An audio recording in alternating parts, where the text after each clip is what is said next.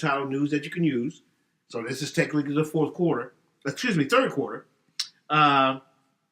Was a trade. It was a trade that went down. I think it was officially announced and officially announced today. Trevor Ariza goes from Phoenix to the Wizards. Yes. The Wizards send Kelly Oubre and nepotism young Austin Rivers to Phoenix. Yeah. Now, there was reports that initially that was going to be a 3-team trade. Right. But from what I understand, there was some bad communications between the couple teams, and it's only ended up being a 2-team trade. Yeah, but the trade has gone down. Is that right? It's official. It's done. Okay. You said you're warming up a little bit with the notice of the trade. Right. So you're on some. I'm guessing you're a little deal. I think it's a little deal. It's pretty good for Washington. But it just goes back to what we've talked about before and even talked about today. Mm-hmm. Like, that's a bad locker room environment. And bringing Trevor Ariza in doesn't help that How do you know much. that? He's a champion, right? With the Lakers. He's a veteran. He doesn't seem to be one of those that comes with, stupid things in the locker room. No, he's a pro. He's a good player. He's going to help on the court. But at the same time, man, it's a systemic issues up there, man. Like, it's deep. So I hope it helps. That's why I'm warming to it slightly, because I hope it helps. I hope he does bring a good influence and they can get something going, because they're too good. John Wall and Bradley Beal are too good to not play better than this. So I hope maybe he can stabilize that situation on some level. Well, part of why I wanted to bring, and I really think they should look into the coaching situation, but that's another thing. Now, part of why I wanted to bring that to the show, number one, it was an NBA trade that could make a difference. Right. But I have railed against the Wizards GM, Ernie Grunfeld. Yeah, man. For a long time. And not just because I think he's a bad human being, because I thought he has done a bad job with that team from top to bottom. Coach, players, situations. But it's been an ongoing mismanagement. This seems to be not a Dwight Howard type pickup.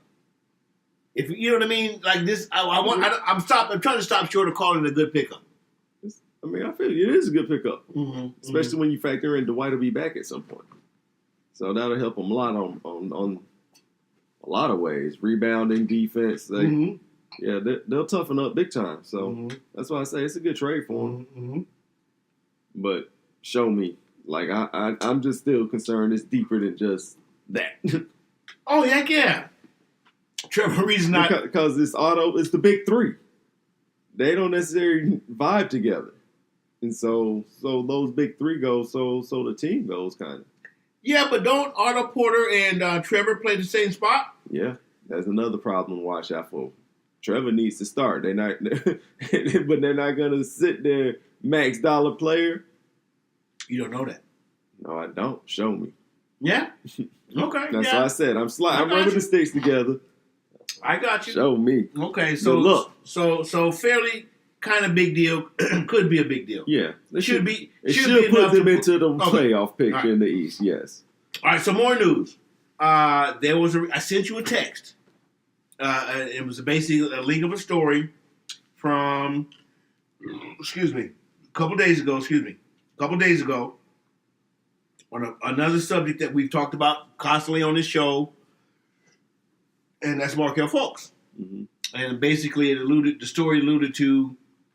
There's some anonymous sources were reporting that last year, while he was a rookie, his mother, to his knowledge or not, put some home surveillance cameras in and around his home, right?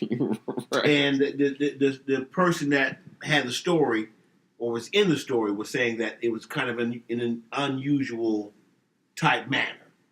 Right. Now we've always known unusual type manner. Part of why we talk about him on the show is because the Is it a medical, physical situation with him? Is it a mental situation? And we're not making fun of him if it is, but if it is, deal with that and don't come up with some crazy shoulder injury. Right. But if it's a shoulder injury, it's going to get fixed. We'll see. 3 to 6 weeks. Now we're down to 2 to 5 weeks, I guess.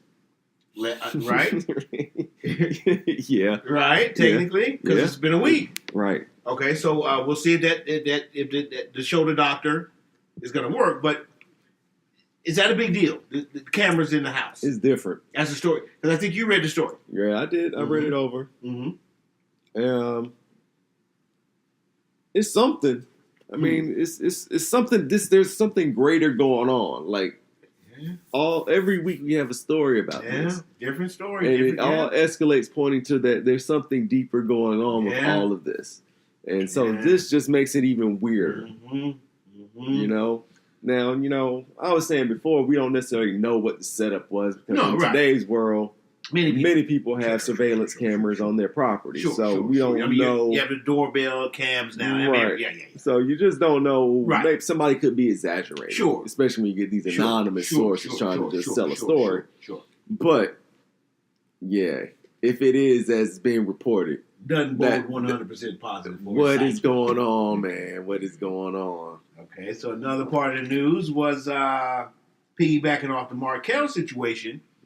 I started this way.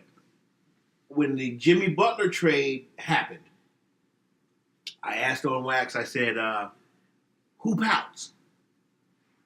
And I brought up, would it be the kids that went from Philly to Minnesota that they were starting and they may or may not be starters once they get there? Right. Would they pout? I kind of questioned Markelle's psyche. Right. And that seemed to have gone south really quickly. Whether it's the team's decision, his decision, everyone's decision. Lawyers' decision. Who? Lawyers. Oh, sure. His lawyers. Yeah. All of that. Okay, so, but as it turns out, it seems to be Joel Embiid. Yeah. Right? A little pouty. Now, I mentioned to you off just something I heard him say, and then when the coach set him down, man, I think he's pouting. And then it came out, he came out with a statement, I don't like my role in the offense. Right. Since Jimmy got there. And everybody's like, wait, what? You guys are winning? He's helping you win. Yeah. Stop tripping and win, right? Right. Now, since he's kind of backed off of that, have you seen that? Yeah. Where he said, basically, I'm not saying I'm unhappy with him. I'm more unhappy with me and my role. And trying to figure it out, I was watching the Philly game last night. I think maybe halftime or I might even be pregame. I think he's saying that in the interview. I'm unhappy with my role. I think he was saying that to someone. I forget who the gentleman's name was. But anyways, that gentleman came on television last night on their broadcast. He was saying that I interviewed him, and that's not really what he was saying. Mm-hmm. People have kind of taken it out of context. So okay, you respect that. But with that said, since we talked about the groin. He's lost 2 games. Right. Not lost 2 games. Yeah, they have lost 2 games. He has missed 2 games, and they've lost both of those games. Jimmy's missed 2, and they've lost those 2.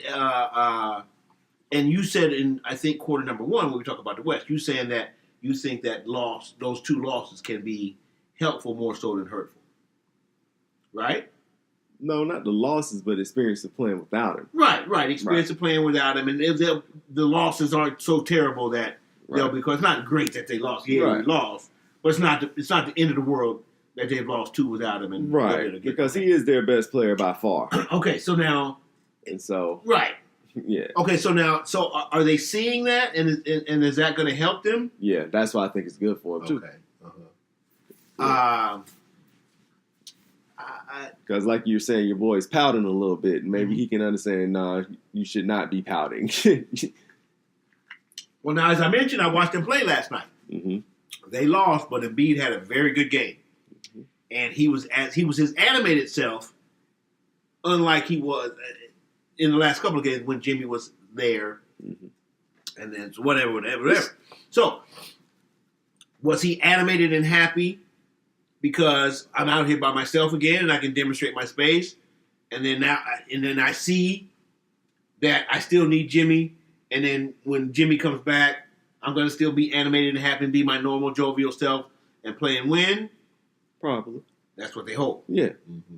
You know, it's just kind of, you added somebody new to the mix. You don't really know them. They don't really know you. It's a comfort level thing, kind of. Just getting to know each other. So, and then you've heard how Jimmy was in Minnesota. So maybe you're slightly uncomfortable on some levels and don't want to necessarily be too silly because you don't want to deal with that problem. So, yeah, it might be some figuring out right now. Yeah, there's definitely that. Yeah. There's definitely that. And like you mentioned, they should see, we need Jimmy. They need to work through Jimmy. Right. Yeah. Oh, heck yeah. Because he was the fourth option. Right. Because Ben Simmons would bring it down. Right. He'd touch it to Joel first in the post. Right. They'd catch JJ off the curl. Right. And if all else fails, give it to Jimmy. He'll find a way. Yeah, because if those shots are falling, Jimmy was, from what I saw, he was just okay. They're falling, and we're winning. But when those shots weren't falling, either he was getting a rebound, getting a putback, 3 trips down the court. You guys didn't score. Mm-hmm. Now we'll give it to him, and now he's going to score. So yeah. All right. So another thing that's in the news is. Apparently, the Clippers have been reported to be scouting as if this is a college recruiting situation. They won Kevin Durant and Kawhi Leonard with the hopes of showing how much we want you guys and how much you'd be welcome here and you'd fit right in and just epic fail, man. Like, who does that? Clippers for sure. That's not going to work. I mean, Ballmer's the owner, right? That's not going to work. I heard some national writers, sports writers, commentators give that a pretty high chance of happening. Now, I'm not saying it's going to happen. I mean, do the players care about that? Care about what? These guys sending scouts or whatever to the games to watch them play. I'm thinking it's one of those public enemy things. I'm sure they can't trust it. I mean, why would you trust it?